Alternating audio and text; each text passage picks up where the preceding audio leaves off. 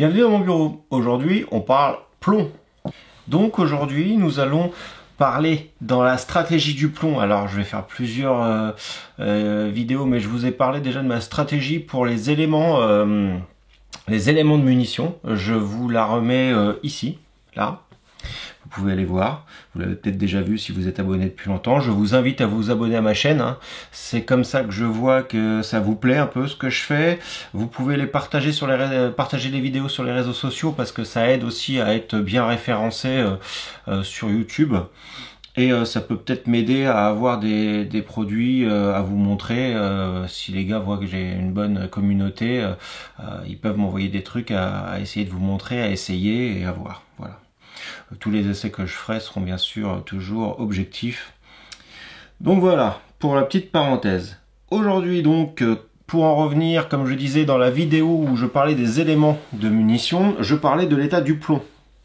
Après, on a les différentes étapes avec les différents éléments jusqu'à arriver à la cartouche. Mais là, on va parler spécifiquement de la phase plomb, qui se décompose de quatre phases. Cette phase elle-même, dans le rechargement, a déjà 4 phases qui sont importantes à distinguer. La première, le plomb de récupération. Ici, des plombs de pêche, ça peut être de la butte de tir. Ces lingots sont d'ailleurs issus de buttes de tir et ils sont solidaires parce que je les repère comme ça. Dans l'avenir, je vais essayer d'avoir un moule différent pour les différents trucs pour avoir des lingots. Je sais que Lee fait des lingots aussi, enfin des lingotières, et donc je vais avoir les moules Lee pour un truc et les moules Liman, Liman peut-être pour le pur et Lee pour la butte de tir, parce que la dureté du plomb n'est pas la même. Ça, c'est du plomb pur. Les plombs à 10 mètres que je récupère aussi, que vous allez voir un peu plus loin dans la vidéo, quand on a une ciblerie, après ça tombe dans un petit bocal, tu récupères du bocal et ça te fait plein de petits plombs purs. C'est bien pour faire des slugs, c'est pas bien pour faire des balles. Si, du 38, on va dire, white cutter, ça suffit le plomb pur. Mais ça, par contre, donc là, ici, on est à 8 brinelles à peu près, 8,5, hein, c'est du plomb pur. Et ici, on est déjà à 12. Et ça, c'est ce qu'on récupère. D'ailleurs, on voit, c'est mat. Ça brille pas. Ça brille pas pareil que du plomb pur. Et donc avec cette dureté brinelle de 12, on peut déjà se faire 38, 357 pas trop fort, même du 44 pas poussé à fond, du 45 sûr, et bien d'autres choses. Et surtout on va pouvoir le durcir assez facilement en mettant moins de matière dedans, moins d'étain, moins d'antimoine. Je me suis fait aussi des lingots avec que du plomb et de l'antimoine que pour faire des mélanges après. Donc on va passer de la phase numéro 1 ici à la phase numéro 2 qui va être les lingots. Mais pourquoi passer et pas directement couler? Je pourrais passer directement de ça à ça. Sauf que quand on met tout en œuvre, pour passer de ça à ça, et même de ça à ça déjà, ça fait énormément de fumée. Ça fait énormément de saleté avec ici le plastique de la corde, ou alors aussi quand on fait du plomb 10 mètres, on a les petits bouts de carton qui brûlent et tout ça. Donc la fumée et tout ça, ça se fait à l'extérieur et quand même avec un masque. Parce que sinon c'est trop le bordel. Si demain je veux me couler 50 sans plomb, il va falloir que je mette ça dans mon four, qui chauffe, qui fume comme pas possible, que je nettoie, que je fluxe une première fois, que je remélange, que je refluxe, et ainsi de suite. Tout ça pour couler quoi? 50 balles? Non, ça vaut pas le coup. Donc moi je fais ça par différentes phases. Il faut pas garder trop de plomb en phase 1.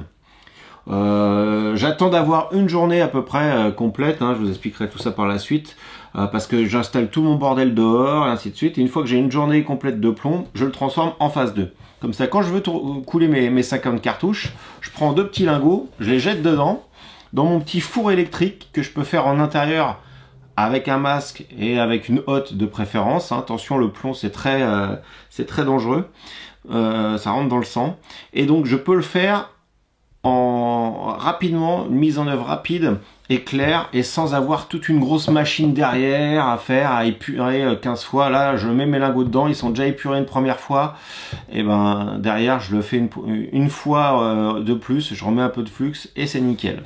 Et j'arrive à ma phase 3.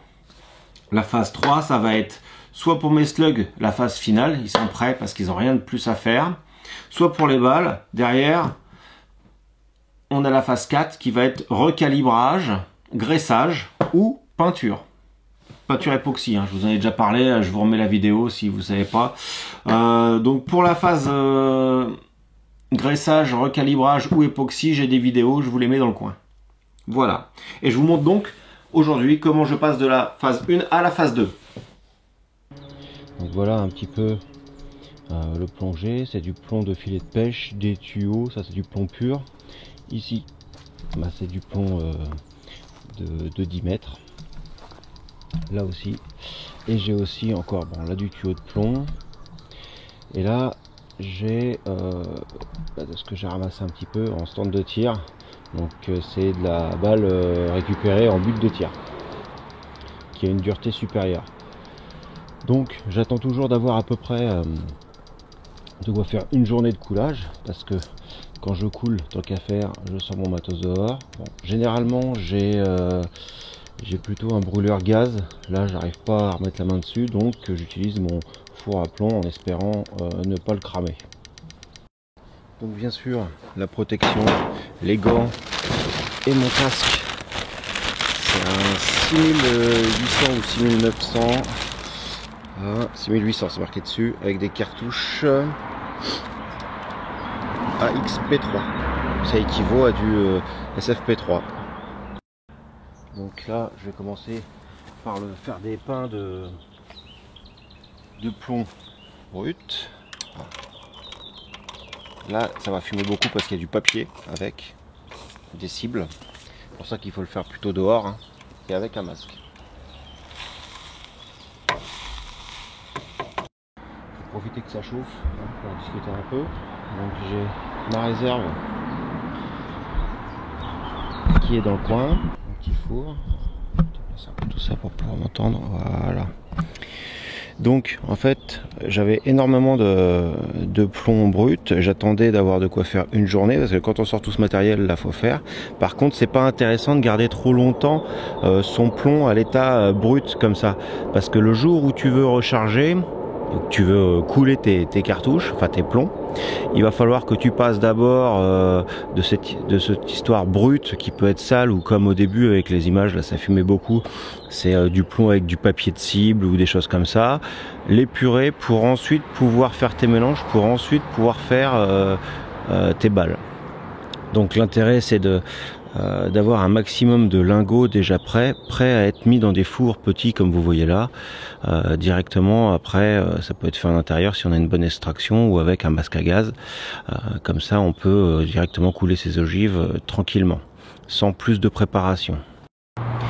Donc je fais aussi deux sortes, comme je disais au départ. Je fais d'abord des lingots en plomb pur qui peuvent me servir tel quel à couler mes slugs, et je fais aussi des lingots en plomb de récupération, ce que l'on trouve en but de tir, ou quand on arrive encore à trouver des masses d'équilibrage, parce que là on arrive à un Brinell qui vaut, masse d'équilibrage c'est à peu près 12, et le plomb en vrac comme ça de cartouche, enfin de balles manufacturées, on est sur du 11-12 aussi, ce qui fait que on peut directement se servir de ça pour des petits calibres, sans avoir besoin de le durcir.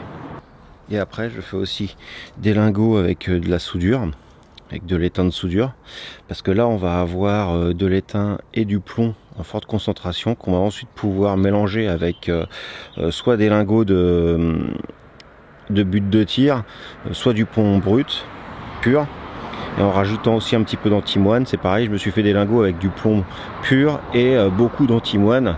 On arrive à une dureté Brinell à peu près 20, que je peux ensuite remélanger. Je me prépare tous mes petits composants pour ensuite être tranquille à faire mes petits mélanges quand j'ai besoin de me faire simplement 10 kg de plomb pour une petite série d'ogives. Et surtout que ce soit répétable. Donc je fais pas le mélange avant, je garde bien mes lingots purs en pur, et mes lingots un peu plus durcis à part, parce que on peut quand même faire pas mal de choses déjà rien qu'avec du plomb pur. En phase de chauffe comme ça, là j'ai pas de masque, je suis à peu près à 2 mètres du four, et il commence à faire chaud. Alors il faut mieux faire ça quand il fait beau, mais pas trop chaud, parce que ça donne chaud, hein, mine de rien. Il faut éviter quand il pleut, parce que ça rajoute de l'eau et c'est plus difficile à faire chauffer. Et si ça peut être un jour où il y a un peu de vent, c'est pas mal aussi pour emmener les fumées ailleurs. Bon là je vais un peu nettoyer mon plomb, donc je vais remettre le masque et je vais vous montrer comment j'effectue ça.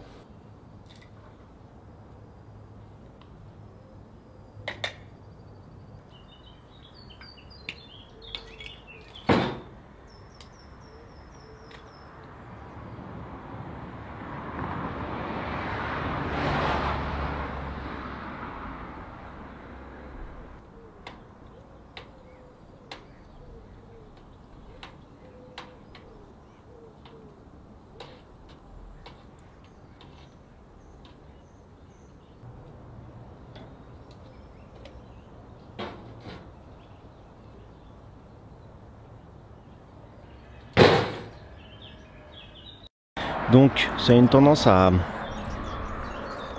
faire des strates en fait.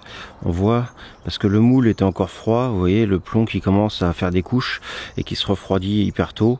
Après, une fois que le moule il est fait, là c'est que j'ai pas trop de débit et qu'en plus le moule était froid. Normalement, j'utilise un réchaud à gaz avec un gros truc en ferraille comme ça et une louche. Alors comme ça, chaque truc équivaut à une louche, donc ça va vachement plus vite et ça fait des beaux petits lingots. Le principal étant de les avoir solidifiés suffisamment petits pour pouvoir les mettre après facilement dans le pot. On n'est pas là pour faire quelque chose de joli forcément. Et donc j'utilise de la bougie chauffe-plat Ikea pour nettoyer et faire remonter les impuretés. Voilà les amis, donc là j'ai ressorti la louche, on gagne plus de temps quand même, mais préférez un gros bac pour pouvoir faire le premier dépotage. Si vous le faites dans un gros bac, vous allez pouvoir faire fondre plus de plomb avec moins de fois de nettoyage. Voilà. C'est le moment de vous dire à bientôt et vous pouvez me suivre sur Facebook, YouTube, Patreon et Instagram. Merci à tous ceux qui me suivent.